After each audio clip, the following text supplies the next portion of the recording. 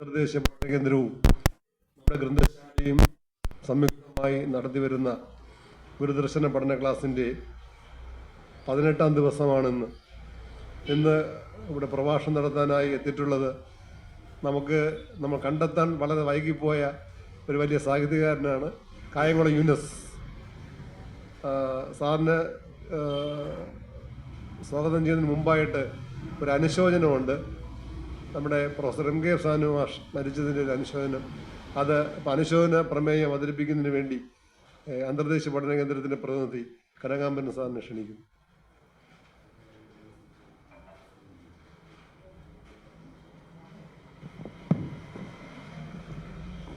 അനുശോചന സന്ദേശം വായിക്കണം. മലയാള സാഹിത്യ സാംസ്കാരിക ലോകത്തെ നിറസാന്നിധ്യമായിരുന്ന professor M K Sanu master 2/7/2025 അന്തരിച്ചു. 2/8/25 അന്തരിച്ചു.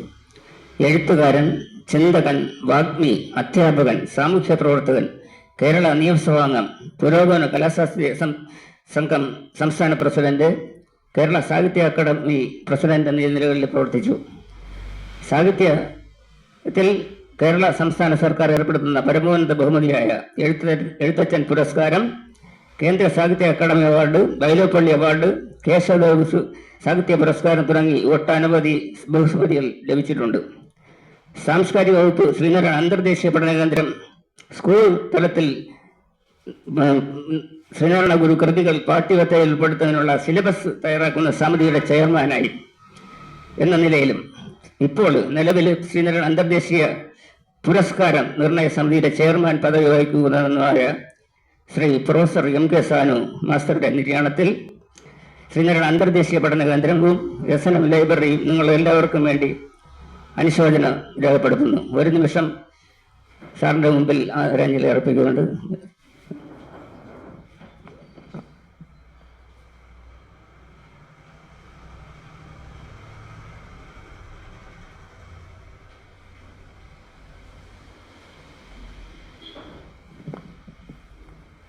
ഇന്നത്തെ പ്രഭാഷണത്തിന് എത്തിയിട്ടുള്ള ശ്രീ ഡോക്ടർ കായംകുളം യൂനസ് സാറിനെ ലഘുവായി പരിചയപ്പെടുത്തിയാണ്.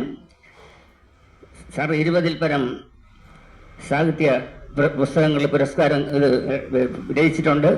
കേന്ദ്ര സാഹിത്യ അക്കാദമിയുടെ ഉപദേശക സമിതിയായി 10 വർഷം അംഗമായി പ്രവർത്തിച്ചു. വക്കം മൗലവി ഫൗണ്ടേഷൻ സെക്രട്ടറി, YMCA 150ാമത് വാർഷിക പുരസ്കാരം ലഭ്യമാക്കിയതുകൊണ്ട് പുരസ്കാര ജേതാവ്, എഡിറ്റർ എന്നീ നിലകളിൽ വഹിക്കുന്നു. നമ്മുടെ ആദ്യമായിട്ടാണ് പഠന കേന്ദ്രത്തിൻ്റെ കീഴിലൊരു പ്രഭാഷണ തരത്തിൽ സാറിനെ ഈ പ്രഭാഷണത്തിനായി എല്ലാവർക്കും വേണ്ടി സ്വാഗതം ചെയ്യുന്നു.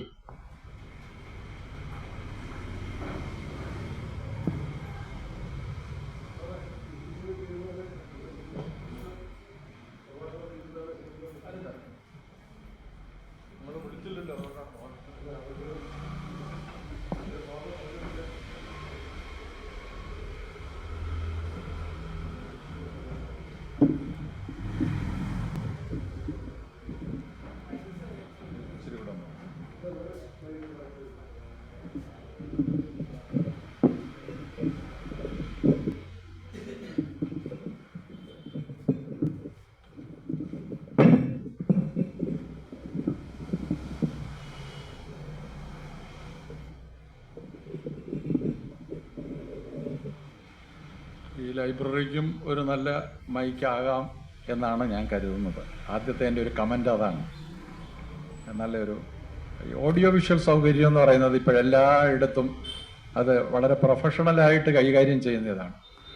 നമ്മളൊരു പ്രഭാഷകനെ ഉദ്ദീപിപ്പിക്കാനോ ഒരു ചടങ്ങ് സംഘടിപ്പിക്കുമ്പോഴോ ഒക്കെ, ഞാനും ഇതുപോലെ സംഘടിപ്പിക്കുന്ന കാര്യങ്ങളിൽ ഒരുപാട് കാര്യങ്ങളിൽ വ്യാപരിക്കുന്ന ഒരാളായതുകൊണ്ട് പറയുകയാണ്, എപ്പോഴും ഒരു ആളിനെ സംബന്ധിച്ച് ഒരു ഉദ്ദേശിക്കുന്ന ആശയങ്ങൾ ഡെലിവർ ചെയ്യണമെങ്കിൽ അതിന് ഒരു നല്ല സാഹചര്യ അറ്റ്മോസ്ഫിയർ ഉണ്ടാവണം. ആ അറ്റ്മോസ്ഫിയർ കൊടുക്കുന്നതിൽ ഒരു പ്രധാനപ്പെട്ട ഘടകം ഈ മൈക്കാണെന്ന് നമ്മുടെ മുഖ്യമന്ത്രിയുടെ തന്നെ ചില കമൻറ്റുകളും പ്രഭാഷണങ്ങളിൽ നിന്നും നമ്മൾ മനസ്സിലാക്കിയിട്ടുള്ളതാണ്. ചിലപ്പോൾ സമയങ്ങളിലെ കമൻറ്റ്.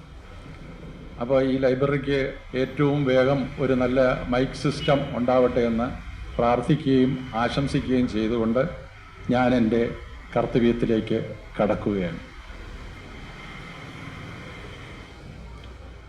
ഇവിടെ അധ്യക്ഷ വേദിയിൽ ആരുമില്ല, പക്ഷേ മാഡം വേദിയിലിരിക്കേണ്ട ആളാണെങ്കിൽ വേദിയിലിരിക്കണം. അത് ഞാൻ പറയുന്നതേ ഉള്ളൂ. അപ്പോൾ ശ്രീനാരായണ പഠന കേന്ദ്രം ഡയറക്ടർ പ്രൊഫസർ ശിശുപാലൻ അവർകൾ ഇന്ന് അദ്ദേഹം സർക്കാർ തല പരിപാടിയിൽ പങ്കെടുക്കുന്നത് കൊണ്ട് ഇവിടെ എത്തുകയില്ല എന്ന് നേരത്തെ അറിയിച്ചിട്ടുള്ളതാണ്. അദ്ദേഹത്തിൻ്റെ അസാന്നിധ്യത്തിലായിരിക്കും ഇന്നത്തെ ഈ പ്രഭാഷണം എന്ന് അദ്ദേഹം പറഞ്ഞിട്ടുണ്ട്. പഠനകേന്ദ്രവുമായി ബന്ധപ്പെട്ട് ശ്രീ കനകാംബരൻ ഇവിടെ എത്തിയിട്ടുണ്ട്. അതുപോലെ തന്നെ അഭിലാഷം ഇവിടെ വന്നിട്ടുണ്ടെന്നാണ് ഞാൻ മനസ്സിലാക്കുന്നത്. എൻ്റെ മുന്നിലിരിക്കുന്ന ബഹുമാന്യരായ ഗുരുദേവൻ്റെ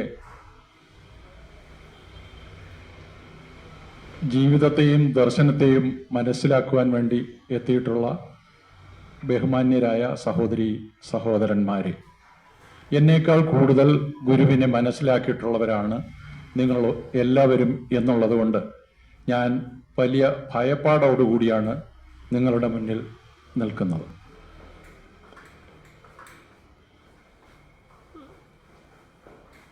ഞാൻ ഇന്ന് നമ്മൾ ഔപചാരികമായി ശ്രീനാരായണ പഠന കേന്ദ്രത്തിൻ്റെയും ലൈബ്രറിയുടെയും പേരിൽ സാനുമാഷിനെ അനുശോചനം രേഖപ്പെടുത്തി.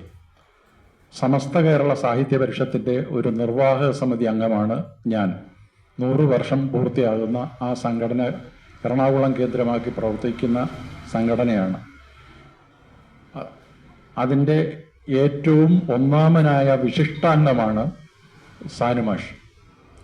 സാനുമാഷിനെ കഴിഞ്ഞ 25-ന് മുമ്പും ഞാൻ എറണാകുളത്ത് പോയപ്പോൾ കണ്ടിരുന്നു.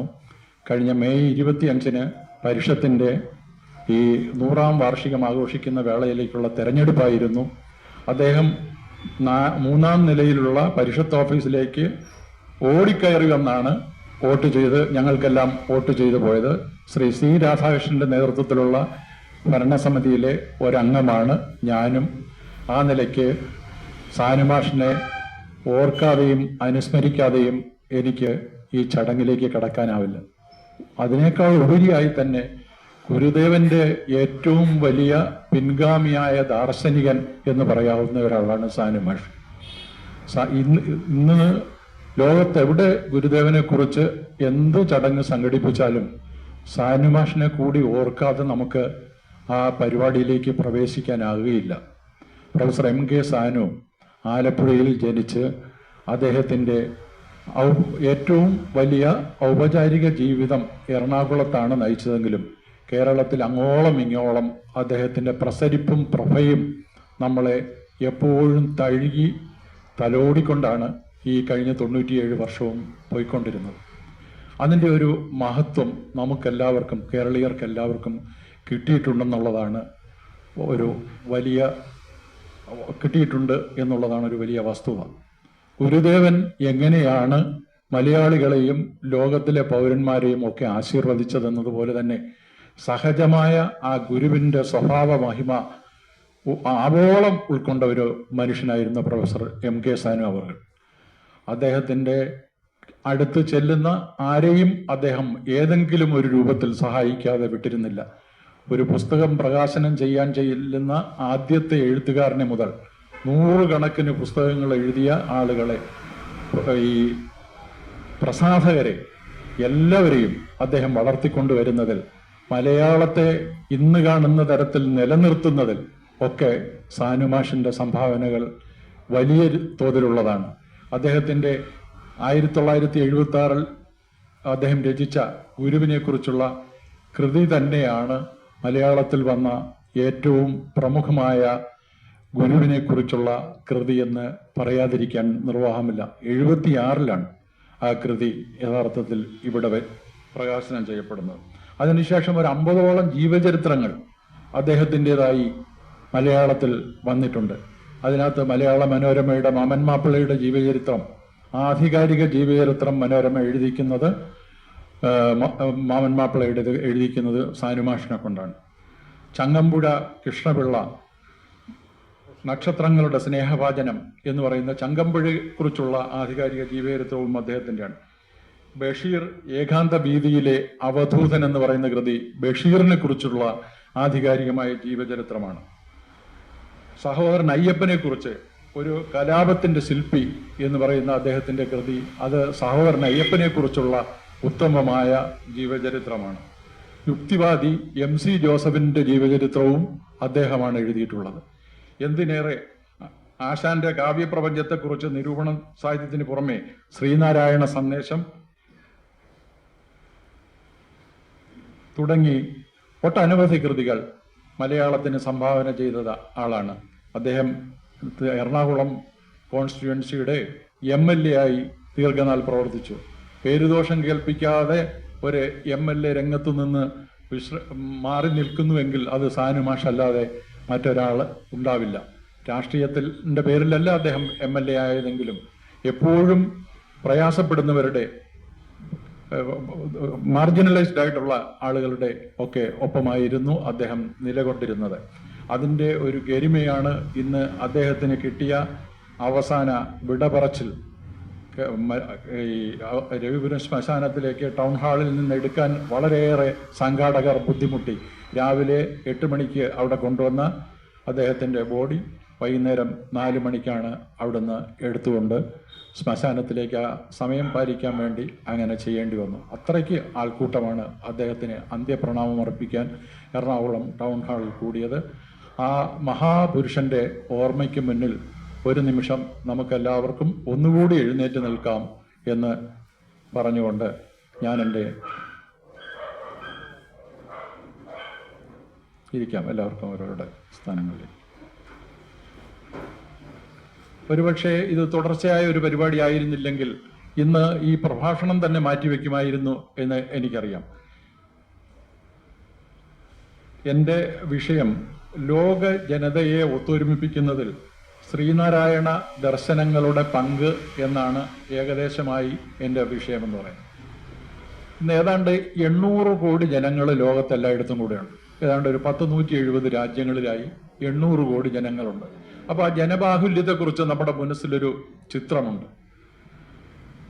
പ്രവാചകന്മാരോ പരിഷ്കർത്താക്കളോ ആയി എല്ലാ രാജ്യങ്ങളിലും ധാരാളം പേർ തലമുറകൾ തോറും അവതരിച്ചുകൊണ്ടിരിക്കുന്നുണ്ട്.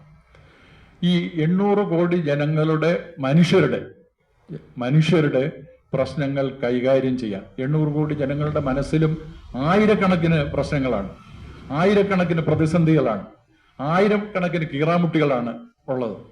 അപ്പോൾ ഇതെങ്ങനെയാണ് ഈ പ്രതിസന്ധി പരിഹരിച്ച് മുന്നോട്ട് പോവുക എന്ന് നാം ചിന്തിച്ചിട്ടുണ്ട്. നമുക്ക് നമ്മുടെ വീട്ടിൽ ഈ ചെറിയ അണുകുടുംബങ്ങളായി 2 മക്കളും മാതാപിതാക്കളും മാത്രം അടങ്ങുന്ന കുടുംബത്തിലെ പ്രശ്നങ്ങൾ നമുക്ക് കൈകാര്യം ചെയ്യാൻ പറ്റുന്നുണ്ടോ? എന്തെങ്കിലും രീതിയിലുള്ള സൊല്യൂഷൻസ്, എപ്പോഴും നിർദ്ധാരണങ്ങൾ കണ്ടുപിടിക്കാൻ പറ്റുന്നുണ്ടോ എന്ന് നിങ്ങൾ എപ്പോഴെങ്കിലും ചിന്തിച്ചിട്ടുണ്ടോ? വലിയ പ്രശ്നമാണ്. നമ്മൾ 4 പേരെ ഉള്ളെങ്കിൽ തന്നെ ഓരോ വീടുകളും നേരിടുന്ന പ്രശ്നങ്ങൾ, അച്ഛനെ കൊണ്ട്, മക്കളെ കൊണ്ട്, അല്ലെങ്കിൽ അമ്മയെ കൊണ്ട്, അല്ലെങ്കിൽ മക്കളെ കൊണ്ട് ഒക്കെ നമ്മൾ നേരിടുന്ന പ്രശ്നങ്ങളും പ്രതിസന്ധികളും തന്നെ പരിഹരിക്കാൻ പറ്റാതെ നമ്മൾ വീണ്ടും കിടക്കയിലേക്ക് അർദ്ധരാത്രിയിൽ ചെന്ന് വീഴുകയും പിറ്റേന്ന് കാലത്ത് ഉണർന്ന് വീണ്ടും ആ പ്രതിസന്ധികളെ ഫേസ് ചെയ്യുകയും ചെയ്തുകൊണ്ടിരിക്കുകയാണ്. അപ്പോൾ 800 കോടി ജനങ്ങളുടെ കാര്യം ഒന്ന് ആലോചിച്ച് നോക്കാം. അപ്പോൾ ഈ പ്രതിസന്ധിക്ക് മനുഷ്യകുലത്തിൽ പരിഹാരമായിട്ടാണ് ഈ പരിഷ്കർത്താക്കളും നവോത്ഥാന നായകരും പ്രവാചകന്മാരും ഒക്കെ ലോകത്ത് അവതരിച്ചിട്ടുള്ളത് എന്ന് നമുക്കറിയാം. പക്ഷേ ഇങ്ങനെ ലോകത്ത് അവതരിച്ചവരെ കൊണ്ട് അന്നന്ന് നേരിടുന്ന പ്രശ്നങ്ങൾ പരിഹരിക്കാൻ പോലും പറ്റാതെ വരുന്ന ഘട്ടത്തിലാണ് നാം ഇന്ന് ജീവിക്കുന്നത്. നമ്മളൊന്ന് പാശ്ചാത്യ രാജ്യങ്ങളിലേക്കും പശ്ചിമേഷ്യൻ രാജ്യങ്ങളിലേക്കും കണ്ണോടിച്ച് നോക്കുക. പാശ്ചാത്യ രാജ്യങ്ങളിൽ അവർ നേരിടുന്ന പ്രതിസന്ധികൾ നേരത്തെ അവർ നേരിട്ടുകൊണ്ടിരുന്ന പ്രതിസന്ധികളല്ല. നേരത്തെ കോളനി വാഴ്ചയ്ക്ക് വേണ്ടി അവർ പുറത്തേക്ക് പോകുമ്പോൾ അവർ കൊണ്ടുപോയിരുന്ന കാര്യങ്ങളല്ല ഇപ്പോൾ അവരെ സ്വാഗതം ചെയ്തുകൊണ്ട് അകത്തേക്ക് കടന്നു വരുന്ന പ്രശ്നങ്ങൾ. അവരുടെ ധനത്തിന് ശോഷണം, ധനത്തിന്റെ വിലയ്ക്ക് ശോഷണം വരുന്നുണ്ട്. അവരുടെ മാർക്കറ്റ് എക്കണോമിയെ സ്വാധീനിക്കത്തക്ക കണക്കിന് ആളുകൾ പുറത്തുനിന്ന് വരികയാണ്. അത് അഭയാർത്ഥികളുടെ രൂപത്തിൽ, കച്ചവടക്കാരുടെ രൂപത്തിൽ, ബാക്കി എല്ലാം രൂപത്തിൽ. ഇംഗ്ലണ്ടും അമേരിക്കയും പോലും ആ പ്രതിസന്ധികൾ നേരിട്ടുകൊണ്ടിരിക്കുകയാണ്. ഇംഗ്ലണ്ടിലെ മേയർമാരുടെ ഒരു സംഖ്യ ഇപ്പൊ സോഷ്യൽ മീഡിയയിൽ പറയുന്നുണ്ട്. ഒന്ന് പിന്നെ അവിടുത്തെ ഏതാണ്ട് 10ഓളം രാജ്യങ്ങളിൽ, 10ഓളം നഗരങ്ങളിൽ മേയർമാർ മറ്റു രാജ്യങ്ങളിൽ നിന്ന് വന്ന പ്രത്യേക വിഭാഗത്തിൽപ്പെട്ട ആളുകളാണ് എന്നാണ് ഇംഗ്ലണ്ടിലെ അവസ്ഥ. അവിടുത്തെ പോപ്പുലേഷൻ കുറഞ്ഞുകൊണ്ടിരിക്കുന്നു. അമേരിക്കയും ഇതേ പ്രതിസന്ധി നേരിട്ടുകൊണ്ടാണ് വിസ ചട്ടങ്ങളിൽ ഒരുപാട് കാര്യങ്ങൾ പ്രതിസന്ധികൾ നേരിടുന്നത്. നിങ്ങൾ പശ്ചിമേഷ്യയിലേക്ക് നോക്കൂ. പശ്ചിമേഷ്യയുടെ ഇങ്ങേ അറ്റത്ത് കിടക്കുന്ന അഫ്ഗാനിസ്ഥാനിൽ നമ്മൾ കഴിഞ്ഞ ഏതാനും വർഷങ്ങൾക്ക് മുമ്പ് വരെ അവിടെ ഉണ്ടായിരുന്ന അന്തരാള ഘട്ടത്തെക്കുറിച്ച് ആലോചിച്ച് നോക്കൂ. അതുപോലെ തന്നെ സിറിയ ഇപ്പോൾ നേരിടുന്ന പ്രതിസന്ധികൾ നോക്കൂ. ലിബിയ നേരിടുന്ന പ്രതിസന്ധി നോക്കൂ. മധ്യധരണ്യാഴിക്ക് ചുറ്റും, മെഡിറ്ററേനിയൻ സീക്ക് ചുറ്റുമുള്ള രാജ്യങ്ങളൊക്കെ നേരിടുന്ന പ്രതിസന്ധികൾ നോക്കൂ. എന്തിന് നമ്മുടെ ശ്രീലങ്ക പോലും അവിടുത്തെ ആളുകൾ, ജനങ്ങള്, കലാപകാരികൾ പ്രസിഡന്റിന്റെ കൊട്ടാരം കയ്യേറി അവിടുത്തെ അവസ്ഥ മോശമാക്കിയ സാഹചര്യം പോലും അടുത്തിടെ ഉണ്ടായി. പക്ഷെ നമ്മളൊരു തുരുത്താണ്. എന്തുകൊണ്ടാണ് നമ്മൾ ഈ തുരുത്തിൽ ജീവിക്കുന്നതെന്ന് ചോദിച്ചാൽ, ലോകത്തെ ഈ നമ്മൾ പറയാറുണ്ടല്ലോ, ഗോഡ്സ് ഓൺ കൺട്രി കേരളം എന്ന് പറയാറുണ്ട്. നമ്മൾ എല്ലാ കാര്യങ്ങളിലും അഭിമാനിക്കാറുണ്ട്. ഞാൻ പറയുന്നു, ശ്രീനാരായണ ഗുരുദേവൻ കേരളത്തിൽ ജനിച്ചതുകൊണ്ട് മാത്രമാണ് കേരളം ഇത്തരം ഒരു വലിയ, ഇത്രയും എങ്കിലും സമാധാനമുള്ള ഒരു ഭൂപ്രദേശമായി മാറിയതെന്നാണ് ഞാൻ പറയുന്നത്. കേരളത്തിൽ, ലോകത്തിൽ കേരളത്തെ ബ്രാൻഡ് ചെയ്യാൻ പറ്റുന്നത് ഗോഡ്സ് ഓൺ കൺട്രി എന്നുള്ള വാക്കുകൊണ്ടല്ല, ശ്രീനാരായണ ഗുരുദേവൻ ജനിച്ച നാട് എന്ന് പറയുന്നത് കൊണ്ടാണ് എന്നാണ് ഞാൻ വിശ്വസിക്കുന്നത്. കാര്യം നമ്മുടെ ഇടയിൽ പല വിഭാഗങ്ങളുണ്ട്, പല മതക്കാരുണ്ട്. ഗുരുദേവൻ ഈ മതക്കാരെ ഒന്നും ആത്യന്തികമായി അംഗീകരിച്ചിരുന്നില്ല എന്നുള്ളതാണ് വാസ്തവം. അദ്ദേഹം പ്രതിദാനം ചെയ്യുന്ന നമ്മുടെ വിഭാഗങ്ങളെ പോലും അദ്ദേഹം ഗൗരവത്തിൽ എടുത്തിരുന്നില്ല എന്നുള്ളതാണ് വാസ്തവം. അദ്ദേഹം നമ്മുടെ ഇവിടെ ജനിച്ചതുകൊണ്ട് നമുക്ക് ചിന്തിക്കാൻ പറ്റുന്നതിന്റെ പരിധി വെച്ചാണ് ഗുരുദേവനെ നമ്മൾ അളന്നത്. നമ്മുടെ കയ്യിൽ ഒരു യാഡ് സ്റ്റിക്ക് ഉണ്ട്, അത് വെച്ചിട്ടാണ് ഗുരുദേവനെ നമ്മൾ അളക്കാൻ പോകുന്നത്. അതാണ് ഏറ്റവും മോശപ്പെട്ട കാര്യം. കാരണം ലോകത്ത് ജീവിച്ചിരുന്ന പ്രവാചകന്മാരും, മുസ്ലിങ്ങൾ പറയുന്നത് 1,24,000 പ്രവാചകന്മാര് ഈ ലോകത്ത് എല്ലാം കൂടി അവതരിച്ചിട്ടുണ്ട്. ഇപ്പൊ ഇന്തോനേഷ്യയിലാകാം, പിന്നെ മലയയിലാകാം, സിംഗപ്പൂരിലാകാം, പശ്ചിമേഷ്യയിലാകാം, യൂറോപ്പിലാവാം, എല്ലായിടും കൂടെ 1,24,000 പ്രവാചകന്മാർ അവതരിച്ചിട്ടുണ്ട്. അതിലെ അന്ത്യപ്രവാചകനാണ് മുഹമ്മദ് നബി എന്നാണ് മുസ്ലിങ്ങളുടെ സങ്കല്പം. യേശു ക്രിസ്തുവാണ് ക്രിസ്ത്യാനിറ്റി ഉൾക്കൊള്ളുന്ന പ്രവാചകനല്ല. അവരെ ട്രിനിറ്റി എന്നുള്ള സങ്കല്പത്തിൽ ദൈവമായി തന്നെ അദ്ദേഹത്തെ, യേശുവിനെ കരുതുകയാണ് ചെയ്യുന്നത്. ഇപ്പൊ ഗുരുദേവൻ ഒരു പരിഷ്കർത്താവാണോ, ഒരു പ്രവാചകനാണോ, ഒരു ദൈവമാണോ എന്നൊന്നും നാം ചിന്തിക്കേണ്ട. ഗുരുദേവൻ മാത്രമാണ്. ശ്രീനാരായണ ഗുരുദേവൻ മാത്രമാണ്. പറ്റിയത് നമ്മള് പോലുള്ള ഒരു സമൂഹത്തിൽ വന്നു, അദ്ദേഹം പിറന്നു. അതിനുശേഷം നമ്മള് ചില കാര്യങ്ങൾ വെച്ച് അദ്ദേഹത്തിനെ അളവുപോലാക്കി അളന്നു. ഇത് രണ്ടും ശരിയല്ല എന്നുള്ളതാണ് എൻ്റെ വിനീതമായ അഭിപ്രായം. ഗുരുദേവൻ ലോകത്തിന്റെ എല്ലാം പ്രവാചകനായി അവതരിച്ചയാളാണ്. ലോകത്തിന്റെ മുഴുവൻ കാര്യങ്ങൾ അത് നമ്മൾ പ്രൊപ്പഗേറ്റ് ചെയ്യുന്നതിൽ, എത്തിക്കുന്നതിൽ നമുക്കൊരു പരിമിതിയുണ്ട്. കാര്യം ഗുരുദേവന് നന്നായി പഠിക്കാതെ, ഇപ്പോൾ ഞാനൊരു ഗുരുദേവന്റെ വിദ്യാർത്ഥിയാണ്, എനിക്ക് വലിയ പാണ്ഡിത്യമൊന്നും ഗുരുദേവന്റെ ചെയ്തികളെക്കുറിച്ചോ ഗുരുദേവന്റെ പ്രവർത്തികളെക്കുറിച്ചോ ഗുരുദേവന്റെ ഈ 64 കൃതികളെക്കുറിച്ചോ ഒന്നും വലിയ ഇതില്ല. ഞാന് വെറും കടൽ തീരത്ത് ഈ ചെറിയ പെബിൾസ്, അതായത് ചെറിയ കല്ല് കഷ്ണം, അത് പെറുക്കാൻ നിൽക്കുന്ന ഒരു വിദ്യാർത്ഥി എന്നേ എനിക്ക് തോന്നുന്നുള്ളൂ. പക്ഷെ ആഗോളതലത്തിൽ നമ്മുടെ പ്രശ്നങ്ങൾ എന്താണെന്ന് നമ്മൾ നോക്കണം. ഞാൻ ഗുരുദേവൻ മുന്നോട്ട് വെച്ച 2 കാര്യങ്ങൾ അദ്ദേഹത്തിന്റെ അതേ വാചകത്തിൽ ഇവിടെ അവതരിപ്പിക്കാം. നമ്മൾ ഈ കഴിഞ്ഞ ദിവസം നമ്മൾ സിസ്റ്റർമാരുടെ ഒരു പ്രശ്നമുണ്ടായി, അറസ്റ്റും വിമർശനവും. മതപരിവർത്തനത്തെക്കുറിച്ചാണ് അവിടെ പ്രധാനപ്പെട്ട ഒരു ചോദ്യം ഉയർന്നു വന്നത്. അത് ഭരണകൂടത്തിന്റെ ചോദ്യമാണ്. ബജ്രംഗ് ദൾ ആൾക്കാരുടെ ചോദ്യമാണ്. അത് നമ്മുടെ സമൂഹത്തിന്റെ മൊത്തത്തിലുള്ള ചോദ്യമായി നമ്മൾ എടുക്കുകയും ചെയ്യുന്നു. ഗുരുദേവൻ ഒരിക്കലും മതപരിവർത്തനത്തെക്കുറിച്ച് എവിടെയും പറഞ്ഞിട്ടില്ല. മനുഷ്യനെ പരിവർത്തിപ്പിക്കാനാണ് അദ്ദേഹത്തിന്റെ ഈ സന്ദേശം മുഴുവനും. അതാണ് വ്യത്യാസം. ഞാൻ നേരത്തെ പറഞ്ഞ ഈ നമ്മുടെ യാഡ് സ്റ്റിക്ക് വെച്ച് ഗുരുവിനെ അളക്കരുതെന്ന് പറഞ്ഞതിന്റെ പ്രധാനപ്പെട്ട കാര്യം അതാണ്. നമ്മളിവിടെ ചർച്ച ചെയ്യുന്ന ചൂടേറിയ ചർച്ചാ വിഷയം മതപരിവർത്തനം.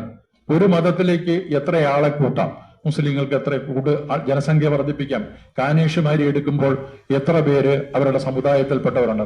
ഗുരു ഒരിക്കലും അങ്ങനെ ചിന്തിച്ച ആളെയല്ല. ഗുരു ഈ മതപരിവർത്തനത്തെക്കുറിച്ചോ ഗുരുവിന്റെ അടുത്ത് ചോദിച്ച് മതപരിവർത്തനത്തെക്കുറിച്ച് ഗുരുവും ചേർന്ന് ഒരു സമൂഹം മൊത്തത്തിൽ എങ്ങനെ പരിവർത്തനപ്പെട്ടാൽ എന്താണ് ഗുരുവിനോട് ചോദിച്ചതിനും അദ്ദേഹം പറഞ്ഞ മറുപടി നമ്മളെ ചിരിപ്പിക്കുന്നതാണ്. അപ്പോ അദ്ദേഹം പറഞ്ഞിരിക്കുന്ന കാര്യങ്ങൾ ഞാൻ പറയാം. 1916 ജൂലൈയില് അദ്ദേഹം കൊല്ലത്ത് ഒരു പ്രഭാഷണം നടത്തിയതിൽ നിന്നാണ് ഈ വരികൾ. ആധികാരികമായ ഒരു കോട്ടാണ്. എല്ലാവർക്കും സ്വീകാര്യമായ ഒരൊറ്റ മതം ഉണ്ടാകാൻ പ്രയാസമാണ്. എന്റെ മതം സത്യം, മറ്റുള്ളതെല്ലാം അസത്യമെന്ന് ആരും പറയരുത്. എല്ലാ മതങ്ങളിലും സത്യമുണ്ട്. ഇതെല്ലാം സ്ഥാപിച്ചിട്ടുള്ളത് സതുദ്ദേശത്തോടു കൂടിയാണ്. ഇപ്പോൾ നിലവിലിരിക്കുന്ന ഏതെങ്കിലും ഒരു മതവുമായി നമുക്ക് യാതൊരു ബന്ധവുമില്ല. അദ്ദേഹത്തിന്റെ ആ കോട്ട് നമ്മൾ ശ്രദ്ധിക്കണം. ഇപ്പോൾ നിലവിലിരിക്കുന്ന ഏതെങ്കിലും ഒരു മതമായിട്ട്, ഹിന്ദു മതവുമായിട്ടും അദ്ദേഹം പറയുന്നുണ്ട്. ഹിന്ദു മതത്തെക്കുറിച്ച് പറയുന്നത് അത് വേറൊരു കോട്ടിൽ ഞാൻ പറയുന്നുണ്ട്. അപ്പോ സ്വാഭാവികമായും ഇന്ന് ലോകത്ത് നിലവിലിരിക്കുന്ന ഒരു വ്യവസ്ഥിതിയെ തച്ചുടയ്ക്കാനാണ് യഥാർത്ഥത്തിൽ ഗുരുദേവൻ പരിശ്രമിച്ചത്. അത് നമുക്ക് മനസ്സിലാകാതെ പോയതിന്റെ കാര്യത്തിലാണ് നമുക്ക് അറിയാവുന്ന രീതിയിലുള്ള ഒരു കുപ്പിയിൽ അല്ലെങ്കിൽ ഒരു പാത്രത്തിലിട്ട് ഗുരുവിനെ പ്രതിഷ്ഠിക്കാൻ നാം ആഗ്രഹിക്കുന്നത്. എല്ലാ മതങ്ങളും നമുക്ക് സമ്മതമാണ്. ഓരോരുത്തരും അവർക്കിഷ്ടമുള്ള മതം ആചരിച്ചാൽ മതി. നാം ചില ക്ഷേത്രങ്ങൾ പ്രതിഷ്ഠിച്ചിട്ടുള്ളത് ഹിന്ദുമതത്തിലെ ചിലരുടെ ആഗ്രഹം അനുസരിച്ചാണ്. അത് വളരെ പ്രസക്തമായിട്ടുള്ള കാര്യമാണ്. ഇതുപോലെ ക്രിസ്ത്യാനികൾ, മുഹമ്മദീയർ മുതലായ മറ്റു മതക്കാരും ആഗ്രഹിക്കുന്ന പക്ഷം അവർക്കായും വേണ്ടത് ചെയ്യാൻ നമുക്ക് സന്തോഷമേ ഉള്ളൂ. കാരണം ഗുരുവിനെ സമീപിച്ച ഹിന്ദുമത വിശ്വാസികൾക്ക് വേണ്ടി അദ്ദേഹം ക്ഷേത്രങ്ങൾ തുറന്നു കൊടുത്തു. ആ ക്ഷേത്രങ്ങളിൽ തന്നെ ഒരുപാട് വിപ്ലവം അദ്ദേഹം കൊണ്ടുവന്നിരുന്നു. അതായത് കണ്ണാടി പ്രതിഷ്ഠയിലൂടെയും അല്ലാതെ ശിവലിംഗ പ്രതിഷ്ഠയിലൂടെയും ഒക്കെ അദ്ദേഹം ഒരുപാട് നമ്മുടെ പ്രതിഷ്ഠകൾക്ക് തന്നെ വ്യത്യാസം വരുത്താൻ ഗുരുദേവൻ പരിശ്രമിച്ചിട്ടുണ്ട് അദ്ദേഹത്തിന്റെ ആദ്യകാലം മുതൽ. അപ്പോൾ മുസ്ലിങ്ങളും ക്രിസ്ത്യാനികളും അദ്ദേഹത്തെ അങ്ങനെ സമീപിക്കാത്തത് കൊണ്ടാണ് അവരുടെ ക്ഷേത്രങ്ങളോ പള്ളികളോ ഉയർന്നു വരാത്തതെന്നേ ഉള്ളൂ. ഗുരുദേവൻ അങ്ങനെ ഒരു അവസരം കിട്ടിയെങ്കിൽ ഇനിയൊരു ജന്മം ഉണ്ടായാൽ ഒരുപക്ഷെ അദ്ദേഹം അത് ചെയ്യും, ഒരുപക്ഷെ അല്ല, അദ്ദേഹം അത് ചെയ്തിരിക്കും എന്നുള്ളതാണ് യാഥാർത്ഥ്യം എന്ന് പറയുന്നത്. 1924 മാർച്ച് 21, 22 തീയതികളിൽ ആലുവയിൽ നടത്തിയ സർവമത സമ്മേളനത്തോടനുബന്ധിച്ച് CV കുഞ്ഞിരാമനുമായി ഗുരു ഒരു സംവാദം നടത്തുന്നുണ്ട്. അതിൽ അദ്ദേഹത്തിന്റെ അഭിപ്രായം പറയുന്നുണ്ട്. രാജ്യങ്ങൾ തമ്മിലും സമുദായങ്ങൾ തമ്മിലുമുള്ള ശണ്ട ഒന്ന് മറ്റൊന്നിനെ തോൽപ്പിക്കുമ്പോൾ അവസാനിക്കും. മതങ്ങൾ തമ്മിൽ പൊരുതിയാൽ ഒടുങ്ങാത്തത് കൊണ്ട് ഒന്നിന് മറ്റൊന്നിനെ തോൽപ്പിക്കാൻ കഴിയുകയില്ല.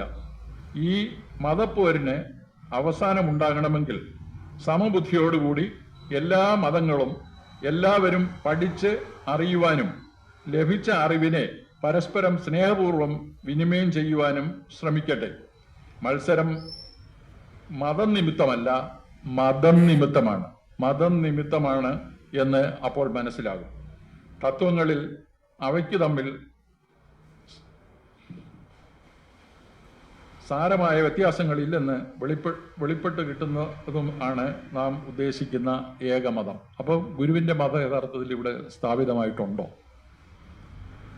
ഇല്ല.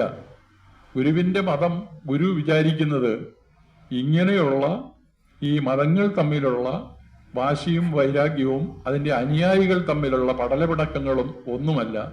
ഗുരുദേവൻ ഒരു പരിഷ്കരിച്ച, ഒരുപക്ഷെ അദ്ദേഹം അതിനു വേണ്ടിയിട്ട് യജ്ഞിക്കുമായിരുന്നു, അദ്ദേഹത്തിന് ഒരു കുറച്ചുകൂടെ നീണ്ട ലൈഫ് ഉണ്ടായിരുന്നെങ്കിൽ എന്നാണ് എന്നെപ്പോലുള്ളവർ വിശ്വസിക്കാൻ ആഗ്രഹിക്കുന്നത്.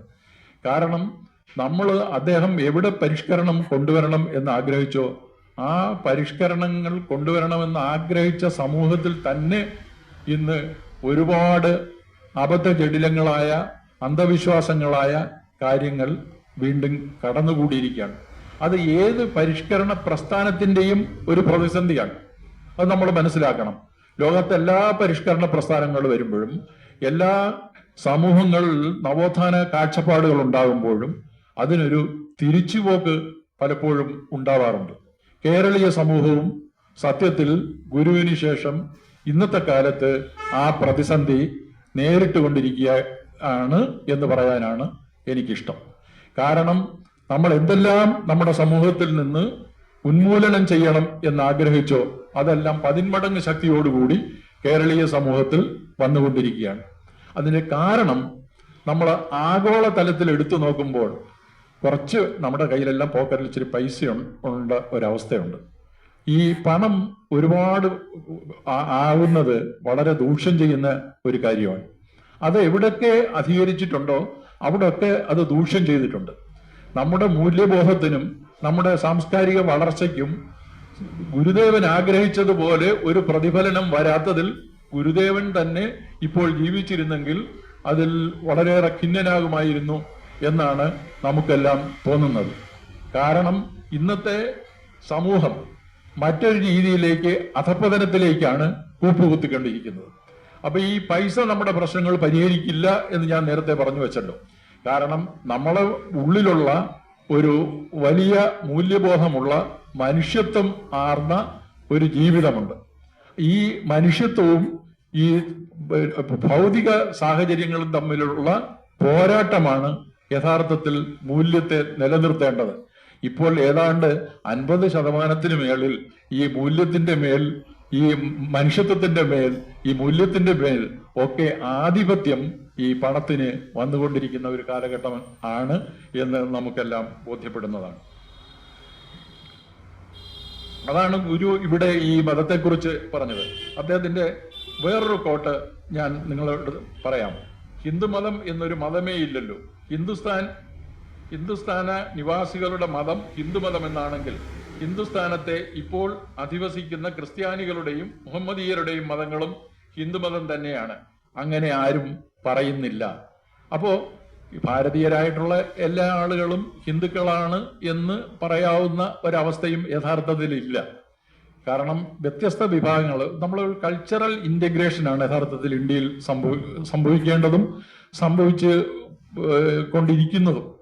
പക്ഷേ അതിൽ നിർഭാഗ്യവശാൽ അത് ചിലപ്പോൾ മുന്നോട്ട് പോകും 100 മൈൽ സ്പീഡിൽ, വളരെ അതേ സ്പീഡിൽ തിരിച്ച് അത് പിന്നോട്ടും പോകുന്ന ഒരവസ്ഥയാണ് ഇന്ത്യയിൽ ഉണ്ടായിരിക്കുന്നത്. ഈ ആളുകളെ അടിച്ചമർത്തി ഏത് രാജ്യത്തോ ഏത് സ്ഥലത്തോ വെച്ചിരിക്കുന്നോ അതെല്ലാം ഒരു ദിവസം കുടത്തിലെ ഭൂതത്തെ പോലെ പുറത്തേക്ക് വരും എന്നുള്ള ഒരു യാഥാർത്ഥ്യം നമുക്കറിയാം. ആശയങ്ങളുടെ കാര്യവും അത് തന്നെയാണ്, മൂല്യങ്ങളുടെ കാര്യവും അത് തന്നെയാണ്. അപ്പൊ ഗുരുദേവന്റെ ഈ സങ്കല്പനത്തിൽ യഥാർത്ഥത്തിൽ അദ്ദേഹം ആഗ്രഹിച്ച രീതിയിലുള്ള ഒരു മതമോ ഒരു സംഘടനയോ നിർഭാഗ്യവശാൽ ഇന്ന് കേരളത്തിലില്ല. അദ്ദേഹത്തിന്റെ അനുയായികളെന്ന് നാം എല്ലാം വലിയ രീതിയിൽ കൊട്ടിഘോഷിച്ച് പറയുമ്പോൾ നമുക്ക് യഥാർത്ഥത്തിൽ അദ്ദേഹത്തിന്റെ മാർഗം പിന്തുടരാൻ കഴിയുന്നുണ്ടോ? അദ്ദേഹം പറയുന്ന ഉപദേശങ്ങൾ എന്തെങ്കിലും നമ്മൾ ജീവിതത്തിൽ പകർത്തുന്നുണ്ടോ എന്നൊക്കെ ഗൗരവമായി ചിന്തിക്കേണ്ടിയിരിക്കുന്നു. ഗുരുദേവനെ നമ്മളൊരു ചില്ലിട്ട കൂട്ടിൽ പ്രതിഷ്ഠിക്കാനല്ല അദ്ദേഹം ഇത്രയും ത്യാഗം അനുഭവിച്ചത്.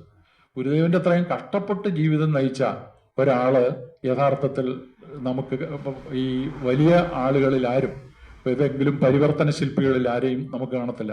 ഞാനിപ്പോൾ വക്കം മൗലവി ഫൗണ്ടേഷന്റെ സെക്രട്ടറി ആയിരുന്നു ഒരു 10-20 വർഷം.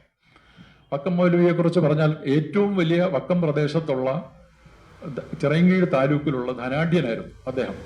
സ്വദേശാഭിമാനി പത്രം അദ്ദേഹമാണ് സ്ഥാപിച്ചത്. അതിനുവേണ്ടി അദ്ദേഹത്തിന്റെ സർവ്വസ്വത്തും ത്യജിച്ചു വന്ന ഇസ്ലാം മതത്തിലെ ഒരു പരിഷ്കർത്താവായിട്ടാണ് വക്കം മൗലവിയെ എണ്ണപ്പെടുന്നത്.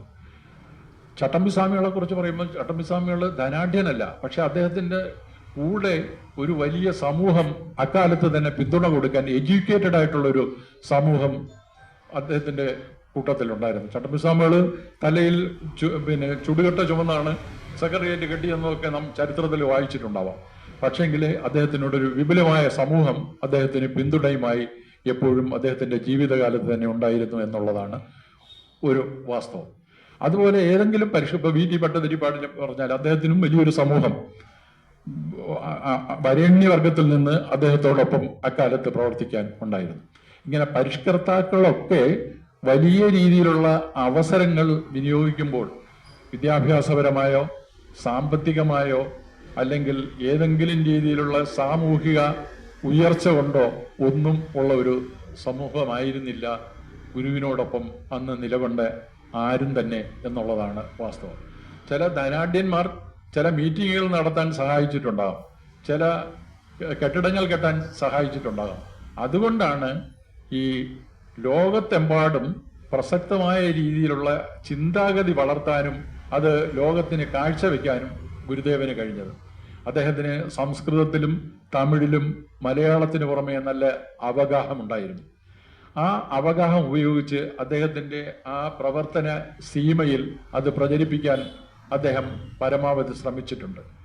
ഇനിയാണ് പ്രസക്തമായ കാര്യങ്ങൾ. ഗുരുദേവന്റെ ജീവൻ വെടിഞ്ഞ ശേഷം അദ്ദേഹത്തിന്റെ ശിഷ്യഗണങ്ങൾ ധാരാളം പേർ അന്തർദേശീയ നിലവാരത്തിൽ അദ്ദേഹത്തെ പ്രതിഷ്ഠിക്കാൻ ശ്രമിച്ചു. നടരാജഗുരു, ഗുരു നിത്യനീതി എല്ലാം അദ്ദേഹത്തെ അന്തർദേശീയ ഭൂപടത്തിൽ പ്രതിഷ്ഠിക്കുന്നതിൽ ചെറിയ പങ്കാളിത്തവും എങ്കിലും വഹിച്ചിട്ടുണ്ടെന്നാണ് ഞാൻ. പോരാ, ഈ 170 രാജ്യങ്ങളിലും ഗുരുദേവന്റെ സന്ദേശം എത്തണം എന്നാണ് എനിക്ക് നിങ്ങളോടൊക്കെ പറയുവാനുള്ളത്. നമ്മൾ ഗുരുദേവന്റെ പാത പിന്തുടർന്ന് ജീവിച്ചാൽ ലോകം അത് കണ്ട് നമ്മുടെ കാര്യങ്ങളിൽ അത് കണ്ട് പഠിച്ച് അവരവരുടെ ജീവിതത്തിൽ പകർത്തും. ധാരാളം സ്വാമിമാരിപ്പോൾ അവിടെ അങ്ങോട്ട് പോകുന്നുണ്ട്, അവിടുന്ന് ധാരാളം സായിപ്പന്മാർ ഇങ്ങോട്ടും വരുന്നുണ്ട്. പക്ഷേ ഗുരുദേവനെ മനസ്സിലാക്കുന്നതിൽ അവരുടെ പങ്ക്, അവരുടെ പങ്കാളിത്തം ഇന്നും അത് വേണ്ട രീതിയിൽ ആയിട്ടില്ല എന്നുള്ളതാണ് എനിക്ക് പറയാനുള്ളത്.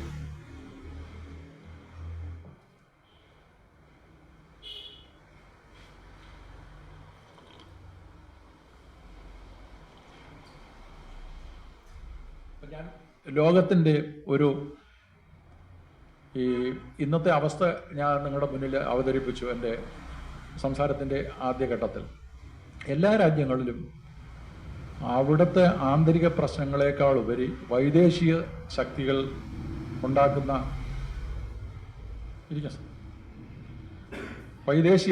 ഉണ്ടാക്കുന്ന പ്രതിസന്ധികളുമുണ്ട്. ഇതിനവിടെയൊക്കെ പ്രവാചകന്മാരോ സന്ദേശവാഹകരോ ഇല്ലാഞ്ഞിട്ടല്ല. ഇപ്പം ക്രിസ്ത്യാനിറ്റിയാണ് യൂറോപ്പിലെ മിക്കവാറും രാജ്യങ്ങൾ റൂൾ ചെയ്യുന്നത്. അവിടുത്തെ പള്ളികളിൽ ഇപ്പോഴ് ആളുകളുടെ പ്രാതിനിധ്യം, വിശ്വാസികളുടെ പ്രാതിനിധ്യം കുറയുകയാണ്. പള്ളികൾ പലതും മറ്റുള്ള പർപ്പസിന് വേണ്ടി വിനിയോഗിക്കപ്പെടുകയാണെന്നുള്ള ഒരു കാര്യമുണ്ട്. ഇത് ഗുരുദേവന്റെ ശിഷ്യരായ അല്ലെ ഗുരുദേവന്റെ ആദർശങ്ങളിൽ കൂടുതൽ കാര്യങ്ങൾ വരണം എന്ന് ആഗ്രഹിക്കുന്ന നമ്മളെപ്പോലുള്ളവർ ചിന്തിക്കണം. അപ്പോൾ അവിടെ യൂറോപ്പിലും അമേരിക്കയിലും ഓസ്ട്രേലിയയിലും മറ്റു രാജ്യങ്ങളിലുമൊക്കെ സംഭവിച്ചുകൊണ്ടിരിക്കുന്ന ഈ അവസരത്തിൽ അവിടെ അവർ സമാധാനം കാംക്ഷിക്കുന്നുണ്ട്. ഏതെങ്കിലും ഒരു ഗുരുവിൻ്റെ ഒരു പരിലാളനം അവർക്ക് കിട്ടണമെന്ന് ആഗ്രഹിക്കുന്നുണ്ട്. അതിന് നമ്മൾ ഏതെങ്കിലും മതം, നേരത്തെ ഞാൻ പറഞ്ഞല്ലോ, ഗുരുദേവൻ ഒരു മതം സ്ഥാപിച്ചിട്ടില്ല, ഗുരുദേവൻ ഒരു മതം ഉണ്ടാക്കിയിട്ടില്ല, ഒരു മതത്തെക്കുറിച്ച് അദ്ദേഹം പറഞ്ഞിട്ടില്ല. അദ്ദേഹം ഇന്ന് മനുഷ്യർ നന്നാവണം എന്നുള്ള പ്രസക്തമായ ഊന്നൽ കൊടുത്തുകൊണ്ടുള്ള ഒരു വിചാരമാണ് ലോകത്തിന് സംഭാവന ചെയ്തിട്ടുള്ളത്. സ്വതന്ത്രവാദികളായ അമേരിക്കക്കാരും യൂറോപ്യരും മറ്റുള്ള എല്ലാ രാജ്യക്കാരും ഈ ഗുരുദേവന്റെ പ്രസക്തി മനസ്സിലാക്കുമെന്നാണ് ഞാൻ വിശ്വസിക്കുന്നത്. ഈ കൃതികൾ അത്തരം ഭാഷകളിലേക്ക് വിവർത്തനം ചെയ്തു കൊടുക്കുകയും ഗുരുദേവന്റെ സന്ദേശം അവരിലേക്ക് പകർന്നു കൊടുക്കുകയും ചെയ്യുമെങ്കിൽ ഗുരുദേവനാണ് ലോകത്തിൽ ഇന്ന് ഏറ്റവും പ്രസക്തനായ ഗുരു എന്ന് നിസ്സംശയം നമുക്ക് പറയാൻ കഴിയും. കാരണം അദ്ദേഹം ഒരു മതത്തിന് ആളെ പിടിക്കാൻ നടക്കുന്നില്ല, ഒരു രാഷ്ട്രീയ പാർട്ടിക്ക് ആളെ പിടിക്കാൻ നടക്കുന്നില്ല. ഏതെങ്കിലും ഒരു പ്രത്യേക കാര്യത്തിന് വേണ്ടിയിട്ട് അദ്ദേഹം ആളുകളുടെ പിന്തുണ ആവശ്യപ്പെടുന്നില്ല. സ്നേഹമാണ് അദ്ദേഹം പ്രചരിപ്പിക്കുന്ന ആത്യന്തികമായ സന്ദേശം. സ്നേഹമാണ് യഥാർത്ഥത്തിൽ നമുക്കിപ്പോ ഗുരുദേവന്റെ പേരിൽ പറയാവുന്ന മതം. സ്നേഹമാണ്, മനുഷ്യ സ്നേഹമാണ്. മനുഷ്യരെ പരസ്പരം സ്നേഹിക്കുകയും കൂട്ടിയോജിപ്പിക്കുകയും ചെയ്യുക എന്നുള്ളിടത്താണ് ഗുരുദേവൻ ഊന്നൽ കൊടുക്കുന്നത്. അല്ലാതെ ഏതെങ്കിലും മതം, ഏത് സ്ഥാപിതമായി 1500 2000 വർഷം കഴിഞ്ഞ ഒരു മതത്തിനും യഥാർത്ഥത്തിൽ ഇന്നുള്ള പ്രശ്നങ്ങൾ ഒരു രാജ്യത്തും പരിഹരിക്കാൻ പറ്റുന്നില്ല എന്നുള്ളതാണ് വാസ്തവം. അവിടെയൊക്കെ പ്രതിസന്ധികൾ ഉടലെടുത്തുകൊണ്ടിരിക്കുകയാണ്. ആ മനുഷ്യർക്കിടയിൽ, ഞാൻ നേരത്തെ പറഞ്ഞതുപോലെ 800 കോടി മനുഷ്യർക്കിടയിലും 8000 കോടി പ്രശ്നങ്ങളാണ് ഇന്ന് ഉള്ളത്. അപ്പോ അവിടെയൊക്കെ നമുക്ക് സ്നേഹത്തിന്റെയും സമാധാനത്തിന്റെയും ഒരു മതത്തിന്റെ കെട്ടുപാടുകളോ ഒരു നിബന്ധനകളോ ഇല്ലാതെ പ്രചരിപ്പിക്കപ്പെട്ടിട്ടുള്ള ഏക സന്ദേശം ഗുരുവിൻ്റെതാണ് എന്നുള്ളതാണ് നമുക്ക് മനസ്സിലാക്കേണ്ട പ്രധാനപ്പെട്ട കാര്യം. ഇത് പകർന്നു കൊടുക്കാൻ ആർക്ക് പറ്റും എന്ന് ചോദിച്ചാൽ നിങ്ങൾക്കും എനിക്കും ഒക്കെ പറ്റണം എന്നാണ് എനിക്ക് നിങ്ങളോട് പറയുവാനുള്ളത്.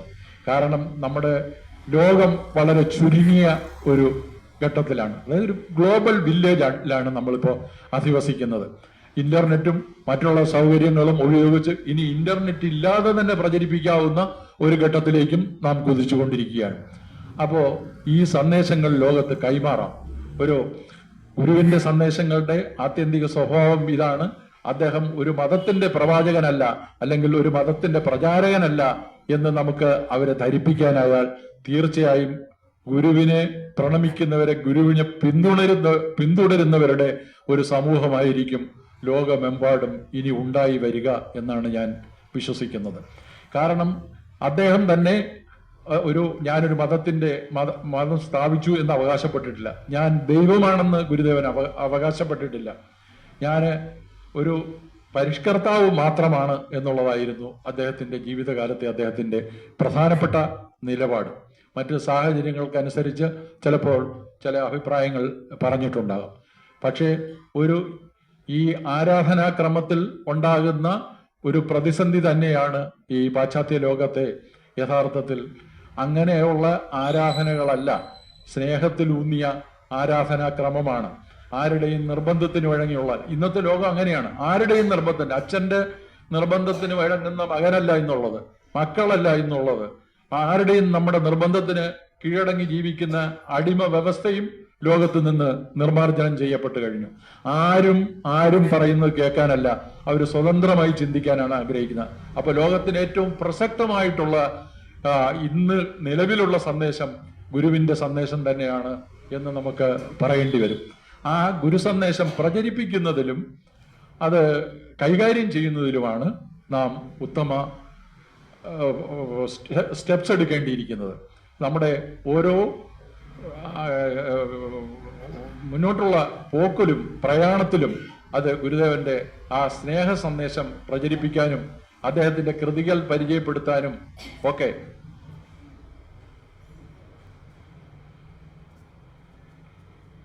നാം പരിശ്രമിക്കണം. ആ നിലയ്ക്ക് ശ്രീനാരായണ പഠന കേന്ദ്രം ഒരുപാട് കാര്യങ്ങൾക്ക് ഇപ്പോൾ മുൻകൈ എടുക്കുന്നുണ്ട് എന്നാണ് മനസ്സിലാക്കുന്നത്. പ്രൊഫസർ ശിശുപാലന്റെ നേതൃത്വത്തിൽ ഹൈദരാബാദിലും കൽക്കട്ടയിലും ഗോവയിലും ഒക്കെ അതിനുള്ള സമ്മേളനങ്ങൾ നടക്കുന്നുണ്ട്. കർണാടകത്തിൽ എനിക്ക് തോന്നുന്നു മംഗലാപുരത്തിന്റെ പരിസര പ്രദേശങ്ങളിലും ഒക്കെ നേരത്തെ തന്നെ ഗുരു ഉള്ളപ്പോൾ തന്നെ തലശ്ശേരി മുതൽ അങ്ങോട്ട് വലിയ രീതിയിലുള്ള പരിശ്രമങ്ങൾ നടക്കുന്ന പ്രദേശങ്ങളാണ്. ഇപ്പം ആഗോളീകരണം, ഇതിലിപ്പോ നമ്മള് വർക്കല ശിവഗിരിയുടെ നേതൃത്വത്തിൽ പോപ്പിന്റെ റോമിൽ ഒരു അന്താരാഷ്ട്ര സമ്മേളനം നടത്തുകയും ഗുരുദേവനെ അവിടെ ഒരു സെമിനാറിൽ കാര്യമായി അവതരിപ്പിക്കുകയും ചെയ്തിട്ടുണ്ട് എന്നുള്ള സച്ചിദാനന്ദ സ്വാമികളുടെ ആ പരിശ്രമം നല്ല രീതിയിൽ മുന്നോട്ട് പോവുകയാണെങ്കിൽ ശ്രീനാരായണ പഠന കേന്ദ്രവും അതുപോലുള്ള കേരളത്തിന്റെ സാംസ്കാരിക ഭൂമികയും അതിനുവേണ്ടി പരിശ്രമിക്കുമെങ്കിൽ ആഗോളാടിസ്ഥാനത്തിൽ ഒരുപക്ഷെ നമ്മൾ വിചാരിക്കുന്ന കണക്കിന് സ്പീഡിൽ നീങ്ങണമെന്നില്ല. ഭാഷയും ഒരു ഇതല്ലാതെ മാറുന്ന കാലഘട്ടമാണ് ഇനി വരാൻ പോകുന്നത്. ഒരു തടസ്സമായി വരാതെ വരികയാണെങ്കിൽ ഗുരുവിന്റെ സന്ദേശങ്ങൾ ലോകത്തിന്റെ എല്ലാ ഭാഗങ്ങളിലും, ഇപ്പൊ നേരത്തെ പലപ്പോഴും റേഡിയോകളിൽ അങ്ങനെ പ്രഭാഷണങ്ങൾ ഉണ്ടായിരുന്നു. ഇപ്പോ ആഗോളാടിസ്ഥാനത്തിൽ അതൊക്കെ പ്രക്ഷേപണം ചെയ്യാനും വളരെ ചെലവ് കുറഞ്ഞ രീതിയിൽ നമ്മുടെ നാട്ടിൽ നടക്കും. അപ്പൊ ഈ ഗുരുവിന് മനസ്സിലാക്കി കൊടുക്കുന്നതിലാണ് പരിശ്രമങ്ങൾ നമ്മുടെ ഭാഗത്തു നിന്ന് ഉണ്ടാകണം എന്നുള്ളതാണ് എൻ്റെ വിനീതമായ അഭിപ്രായം. അതിനുള്ള പരിശ്രമങ്ങൾക്ക് ഇത്തരം പ്രഭാഷണങ്ങളും ഇത്തരം കർമ്മങ്ങളും സാഹചര്യം സൃഷ്ടിക്കട്ടെ എന്ന് ആശംസിക്കുന്നു. ലോകത്തിന് താല്പര്യം ഉണ്ടാകാൻ പറ്റുന്ന ഗുരുവിന്റെ ചില കോഡ്സ് ഞാൻ പറയാം. ജാതി ചോദിക്കരുത്, പറയരുത്, ചിന്തിക്കരുത്. നമ്മുടെ ഏത് സ്കൂളിൽ ചേർക്കുന്ന കാര്യത്തിലോ പാസ്പോർട്ട് എടുക്കുന്ന കാര്യത്തിലോ മറ്റ് ഏത് കാര്യത്തിലും സെൻസസ് എടുക്കുന്ന കാര്യത്തിലും ഒക്കെ നമ്മുടെ ഇവിടെ നിലവിലുള്ള വ്യവസ്ഥ എന്താണ്? ലോകത്തെമ്പാടും ഉള്ള നിലവിലുള്ള അവസ്ഥ എന്താണ്?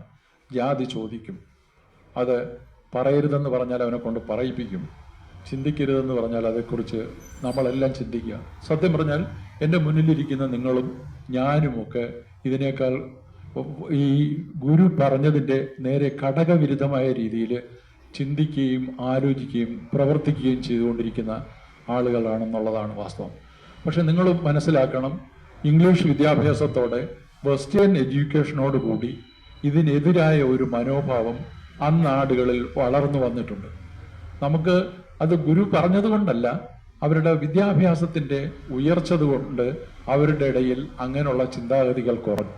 അപ്പൊ ഗുരുവിന് അവിടെ പ്രസക്തി കൂടുകയാണ് ചെയ്യുന്നത്. മതമേതായാലും മനുഷ്യൻ നന്നായാൽ മതി. ഇത്രയും നല്ല ഒരു സന്ദേശം ലോകത്ത് ഏതെങ്കിലും ഗുരു മുന്നോട്ട് വെച്ചിട്ടുണ്ടോ? ഏതെങ്കിലും പ്രവാചകൻ മുന്നോട്ട് വെച്ചിട്ടുണ്ടോ? നമുക്ക് ആളെ പിടിക്കണം, നമ്മുടെ ആളുകളുടെ സംഖ്യ കൂട്ടണം, നമുക്ക് ഒരു രാഷ്ട്രീയ പാർട്ടി പ്രവർത്തിക്കുന്നത് പോലെ രാഷ്ട്രീയ പ്രവർത്തിപ്പിച്ച് ആളെ കൂട്ടി അതിന്റെ കെയർ ഓഫിൽ ലോകത്ത് ഒരു പ്രസക്തി ഉണ്ടാക്കണം, എത്ര ശതമാനമാണ് നമ്മുടെ പോപ്പുലേഷൻ എന്നൊക്കെ ചിന്തിക്കാനല്ലേ നമ്മൾ വിളിച്ചത്. ശ്രീനാരായണ ഗുരുദേവൻ പറഞ്ഞത് എന്താണ്? മതമേതായാലും മനുഷ്യൻ നന്നായാൽ മതി എന്നാണ്. എത്രമാത്രം പ്രസക്തമാണ്. നമ്മളൊക്കെ ഹൃദയം കൊണ്ടും പ്രവൃത്തി കൊണ്ടും അതിൽ നിന്ന് എത്രമാത്രം അകലെയാണ് എന്ന് ചിന്തിക്കേണ്ട കാലഘട്ടമല്ലേ ഇത്. ഏത് മതമായിക്കോട്ടെ അതിൽ മനുഷ്യൻ നന്നായാൽ മതി എന്നുള്ളതാണ്. ആ ഹ്യൂമാനിറ്റിയെ എങ്ങനെയാണ് ഗുരുദേവൻ കാണുന്നതെന്ന് നമുക്ക് മനസ്സിലാവും. നമ്മൾ അന്നും ഇന്നും എക്കാലത്തും പ്രസക്തമായ ഒരു സന്ദേശം അതല്ലേ അത്. ഒരു ജാതി, ഒരു മതം, ഒരു ദൈവം, മനുഷ്യന്. അതും വളരെ പ്രസക്തമായല്ലേ. നമ്മളെല്ലാം ഇപ്പോൾ മുസ്ലിങ്ങൾ അവര് അള്ളാഹുവിനെ ആരാധിക്കുന്നു, ക്രിസ്ത്യാനികൾ യേശുദേവനെ ആരാധിക്കുന്നു. ഇപ്പോൾ കംബോഡിയയിലോ വിയറ്റ്നാമിലോ അല്ലെങ്കിൽ യൂറോപ്പിലെ ഏതെങ്കിലും രാജ്യത്തോ അല്ലെങ്കിൽ പശ്ചിമേഷ്യയിലോ മറ്റുള്ള സ്ഥലങ്ങളിലോ ഒക്കെ ചെന്നാൽ തീയെ ആരാധിക്കുന്നവർ വരെയുണ്ട്. അങ്ങനെ ഒരുപാട് ആളുകൾ അവരവരുടെ ദൈവങ്ങളെയാണ് ആരാധിക്കുന്നത്. ഗുരുദേവൻ പറഞ്ഞ ഈ വാചകം നമ്മളാരും കേട്ടിട്ടില്ലേ? നമുക്ക് ചെവി അടച്ച് ഇത് കേൾപ്പിക്കണ്ടേ എല്ലാ ലോകത്തിന് മുഴുവൻ? ഒരു ജാതി, ഒരു മതം, ഒരു ദൈവം, മനുഷ്യൻ. There is one God. അപ്പൊ ഒറ്റ ദൈവമേ ഉള്ളൂ. ആ ദൈവത്തെ ഇപ്പൊ ഇനി ഗുരുദേവൻ ഒരു മതം സ്ഥാപിച്ചാലും അല്ലെങ്കിൽ ഒരു സംഘടന ഉണ്ടാക്കിയാലും അതിലെല്ലാം ഒരു ദൈവമേ ഉള്ളൂ. ഒരു ജാതി, ഒരു മതം. മനുഷ്യന്റെ ജാതിയാണ്, മനുഷ്യന്റെ മതമാണ്, അതിന് ഒരു ദൈവമേ ഉള്ളൂ എന്ന് പറയുന്ന ഗുരുദേവ സൂക്തം എത്ര പ്രസക്തമാണ്. 2-3 വാക്കുകളല്ലേ അതിൽ അദ്ദേഹം ഉപയോഗിച്ചിട്ടുള്ളൂ. നേരത്തെ ഞാൻ പറഞ്ഞ ആ മതം ഏതായാലും മനുഷ്യൻ നന്നായ അയാൾ മതി എന്നുള്ളതിന്റെ അനുപൂരകമായാണ് ഇതും വരുന്നത്. പിന്നെ ലോകത്തിന് സന്തോഷവും സമാധാനവും വരാൻ വേണ്ടിയിട്ട് അദ്ദേഹം തൻ്റെ കൃതികളിലുടനീളം ആഹ്വാനം നൽകുന്നുണ്ട്. ഭൗതികത, ആത്മീയത എന്നുള്ള 2 രീതിയിലല്ല അദ്ദേഹം കാണുന്നത്. ഇത് ആണ് ഈ പടിഞ്ഞാറൻ രാജ്യത്തിൽ ഇപ്പോൾ നേരിടുന്ന പ്രസക്തി എന്ന് പറയുന്നത്. അതായത് ഭൗതികതയും ആത്മീയതയും സെപ്പറേറ്റ് 2 ലൈനിൽ സഞ്ചരിക്കുക എന്നുള്ളതാണ്. ഗുരുദേവൻ അതിന് രണ്ടിനെയും ഒറ്റേ കാറ്റഗറിയിൽ ഒരേ നുഖത്തിൽ കെട്ടിയ 2 കാളകളെ പോലെയാണ് അദ്ദേഹം സങ്കല്പം. ഭൗതികതയും ആത്മീയതയും ഒന്നാണ് എന്നാണ് പറഞ്ഞത്. അതിന് വ്യത്യസ്തമായ കാര്യങ്ങളില്ല. മനുഷ്യന്റെ ജീവിതത്തിൽ അവൻ നേടിയെടുക്കുന്ന അറിവ് ഉൽപ്പാദിപ്പിക്കുന്നതാണ് ഭൗതികതയെങ്കിൽ, ആത്മീയത ആ മനുഷ്യനെ എങ്ങനെയാണ് ഈ സ്ഫുടം ചെയ്തെടുക്കുന്നത്. അതിനുവേണ്ടിയാണ് ആത്മീയത. ഇത് രണ്ടും കൂടി ചേരുമ്പോൾ മാത്രം, അല്ലെങ്കിൽ അതാണ് ഗുരുദേവൻ കണ്ട സങ്കല്പത്തിൽ നിന്ന് നമ്മൾ എത്ര ദൂരെയാണെന്ന് ഞാൻ ചോദിക്കാൻ കാരണം. അതുകൊണ്ടാണ് ഈ ലോകത്ത് ഇത്രയും അന്തസംഘർഷങ്ങൾ ഉണ്ടാകുന്നത്. ഈ മനുഷ്യര് തമ്മിലുള്ള സംഘർഷം, വീട്ടിൽ നമ്മൾ കാണുന്ന സംഘർഷം, പുറമേക്ക് സമൂഹങ്ങൾ തമ്മിലുള്ള സംഘർഷം, ഈ സംസ്ഥാനങ്ങളും രാജ്യങ്ങളും തമ്മിൽ കാണിക്കുന്ന സംഘർഷം, അതെല്ലാം കൂടി ചേർന്നതാണ് ഈ 800 കോടി ഈ ആളുകൾ ഉത്പാദിക്കാൻ. എനിക്കൊന്ന് ലോകത്തിന്റെ ഈ ഊഷ്മാവ് തന്നെ വർദ്ധിക്കുന്നതിന്റെ ഒരു കാരണം, എല്ലാ വർഷവും നമ്മൾ ടെമ്പറേച്ചർ കൂടുന്നതായിട്ട് പറയുന്നുണ്ടല്ലോ എല്ലാ രാജ്യങ്ങളിലും, ഈ മനുഷ്യൻ കടന്നു ചെല്ലാത്തടുത്ത് പോലും. അതൊക്കെ എന്തുകൊണ്ടാണ്? ഈ സംഘർഷങ്ങളുടെ ഒരു ബഹിർസ്ഫുരണം കൊണ്ടാണ്. ഗുരുദേവനെ നാം മനസ്സിലാക്കിയില്ല എന്നുള്ളിടത്താണ് ഈ സംഘർഷങ്ങൾ ഉത്പാദിപ്പിക്കപ്പെടുന്നതും ഈ ലോകത്തിന്റെ ഊഷ്മാവ് വർദ്ധിക്കപ്പെടുന്നതും എന്നുള്ളതാണ്. അപ്പൊ ഇത് കുറയ്ക്കാൻ വേണ്ടിയാണ് ആത്മീയതയും ഭൗതികതയും അദ്ദേഹം രണ്ടല്ല എന്ന് പറഞ്ഞത്. കാരണം നമുക്ക് ഒരു ഭൗതികമായ ഒരു സംഘർഷമോ ഒരു സ്ട്രെസ്സോ അല്ലെങ്കിൽ ഒരു കണ്ടുപിടുത്തമോ ഒരു നേട്ടമോ കോട്ടമോ എന്തുണ്ടായാലും ആത്മീയത കൊണ്ട് ആ മനുഷ്യരിൽ തന്നെ അത് പരിഹരിക്കപ്പെടും. അല്ലെങ്കിൽ അതിലുള്ള കൂടുതൽ വരുന്ന ഊർജത്തെ അത് സ്ഫുടീകരിച്ച് കളയും എന്നുള്ളതാണ് ഗുരുദേവന്റെ കാര്യങ്ങൾ. പിന്നെ ഈ മാർജിനലൈസ്ഡ് കമ്മ്യൂണിറ്റിയെ കുറിച്ചൊക്കെ നമ്മൾ പറയാറുണ്ട്.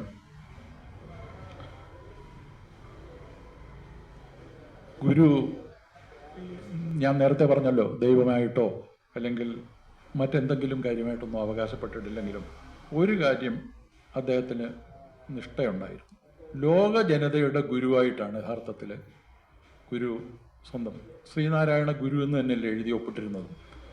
ലോക ജനതയുടെ ഗുരുവായിട്ടാണ് ഗുരുദേവൻ അവതരിച്ചെന്നുള്ള അദ്ദേഹത്തിന് നല്ല ബോധ്യമുണ്ടായി. നമ്മളാണ് അദ്ദേഹത്തെ ദൈവമാക്കാനോ അല്ലെങ്കിൽ ദൈവമാക്കാതിരിക്കാനോ പരിശ്രമിച്ചു കൊണ്ടിരിക്കുന്നത്. കാരണം ഞാൻ നേരത്തെ സൂചിപ്പിച്ചതുപോലെ നമ്മുടെ ഒരു യാഡ് സ്റ്റിക്ക് അദ്ദേഹത്തെ അളക്കാൻ ഉപയോഗിക്കുന്നു. അത് യഥാർത്ഥത്തിൽ ശരിയേ അല്ല. അദ്ദേഹത്തിന് തന്നെ ഉത്തമ ബോധ്യമുണ്ടായിരുന്നു ലോകത്തിന്റെ ഗുരുവാണ് ശ്രീനാരായണ ഗുരു എന്നുള്ളതായിരുന്നു. അത് നമ്മൾ പ്രചരിപ്പിക്കണം.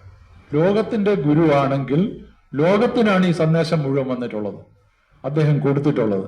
അല്ലാതെ മലയാളികൾക്ക് വേണ്ടിയോ അല്ലെങ്കിൽ മലയാളികളുടെ ഇടയിലുള്ള ഏതെങ്കിലും പ്രത്യേക സമൂഹത്തിന് വേണ്ടിയോ അല്ലെങ്കിൽ ഞാനോ നിങ്ങളോ പ്രതിദാനം ചെയ്യുന്ന ഏതെങ്കിലും പ്രസ്ഥാനത്തിനു വേണ്ടിയല്ല ശ്രീനാരായണ ഗുരു ജീവിച്ചതും പ്രവർത്തിച്ചതും അദ്ദേഹത്തിന്റെ ജീവൻ വെടിഞ്ഞതും എന്നുള്ളതാണ് വാസ്തവം.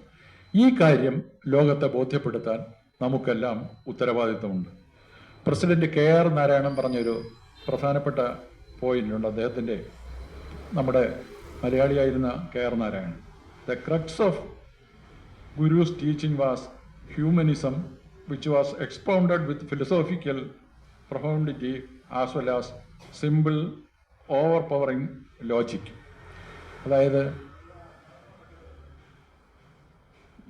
മനുഷ്യത്വത്തിൽ അധിഷ്ഠിതമായിരുന്നു ശ്രീനാരായണ ഗുരുവിൻ്റെ എല്ലാ ആക്ടിവിറ്റീസും, എല്ലാ രീതിയിലുള്ള പ്രവൃത്തികളും അദ്ദേഹത്തിൻ്റെ കൃതികളും എന്നുള്ളതാണ്. ഇത് ലോകത്ത് പ്രചരിപ്പിക്കണം. ഹ്യൂമനിസം എന്ന് പറയുന്നത് നിസ്സാരമായ കാര്യമല്ല. അതുപോലെ മനുഷ്യ അവകാശങ്ങൾ, കേരളത്തിൽ എത്ര വിഭാഗങ്ങൾ ഉണ്ടായിരുന്നു ഒരു കാലത്ത്, എത്ര മതവിഭാഗങ്ങൾ, ജാതി വിഭാഗങ്ങൾ, എത്ര വിഭാഗങ്ങൾ. ജാതി വിഭാഗങ്ങളിൽ അടിച്ചമർത്തപ്പെട്ടവരല്ലേ ആയിരുന്നില്ലയോ വളരെക്കാലം ആളുകൾ. ഈ നൂറ്റാണ്ടിന്റെ ആദ്യ കാലഘട്ടം വരെ അടിച്ചമർത്തപ്പെട്ടവരുടെ ഒരു സമൂഹമായിരുന്നല്ലോ കേരളം. അപ്പൊ ലോകത്ത് ഇത്തരം പ്രതിസന്ധികൾ അഭിമുഖീകരിക്കുന്ന ജനവിഭാഗങ്ങൾക്കിടയിൽ ഈ ഗുരുവിന്റെ സന്ദേശം പ്രചരിപ്പിക്കപ്പെടേണ്ടതും ലോകത്തെ എല്ലാ സമൂഹങ്ങൾക്കിടയിലും ജാതി മത ഭേദമന്യേ, ലിംഗ വർഗ ഭേദമന്യേ ഈ ഗുരുവിന്റെ സന്ദേശം, അതായത് മനുഷ്യത്വത്തിൽ അധിഷ്ഠിതമായ വ്യവസ്ഥിതികൾക്ക് അതീതമായ മതങ്ങൾക്ക് അതീതമായ ഒരു സങ്കല്പം ഈ കേരള ഭൂമിയിൽ പിറന്ന ശ്രീനാരായണ ഗുരുദേവൻ പ്രചരിപ്പിച്ചു എന്നുള്ള കാര്യം നമ്മൾ അവരിൽ എത്തിക്കാനുള്ള ഒരു ബാധ്യത, ഒരു മിഷണറി പ്രവർത്തനം നമ്മുടെ ഭാഗത്ത് നിന്ന് ഉണ്ടാവേണ്ടിയിരിക്കുന്നു. നിർഭാഗ്യവശാൽ അത് ഉണ്ടായില്ല എന്നുള്ളതാണ്. അതുകൊണ്ടാണ് ഞാൻ പറഞ്ഞത്, ഗോഡ്സ് ഓൺ കൺട്രി എന്ന് കേരളത്തെ അഭിമാനപൂർവ്വം പറയുന്നതിന് പകരം ശ്രീനാരായണ ഗുരുദേവന്റെ പിറവിയാൽ മഹത്വവൽക്കരിക്കപ്പെട്ട ഒരു സംസ്ഥാനം എന്ന് കേരളത്തെ വിളിക്കണം. അതാണ് യാഥാർത്ഥ്യം. അതിനുള്ള സന്ദേശം പുറത്തെത്തിക്കുന്നതിൽ നമ്മൾ പരാജയപ്പെട്ടിരിക്കുകയാണ്. അത് കൂടുതൽ നല്ല രീതിയിൽ പുറത്തേക്ക് കൊണ്ടുവരണം എന്നുള്ള വിനീതമായ അപേക്ഷയോടെ നിങ്ങളെ എല്ലാവരെയും ഒരിക്കൽ കൂടി നമസ്കരിച്ചുകൊണ്ട് ഞാൻ നിർത്തുന്നു. നന്ദി, നമസ്കാരം, ജയ് ഹിന്ദ്.